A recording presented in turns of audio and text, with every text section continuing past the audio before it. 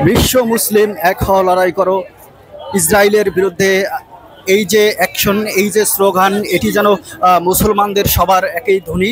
এখানে বিভিন্ন বিশ্ববিদ্যালয় এবং ছাত্র জনতা সহ সব স্তরের মানুষ কিন্তু নেমে এসেছে, অর্থাৎ মুসলমানের প্রতিটি রক্তকণায় এখন যেন একটি স্লোগান, ফিলিস্তিনকে রক্ষা করার স্লোগান।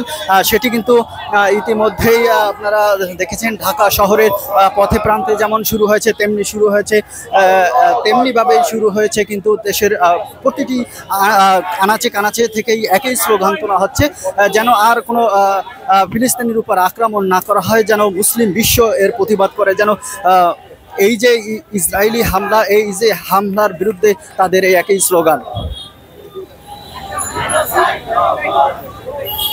সবাই চাচ্ছে, সকল মুসলমান জেনোসাইড নোমর, অর্থাৎ প্যালেস্টাইনকে রক্ষার জন্য যে স্লোগান, সেই একই স্লোগান বাংলাদেশের সকল মানুষ কিন্তু একই স্লোগানে উজ্জীবিত হয়েছে। এবং আপনারা দেখছেন এটি শুরু হয়েছে।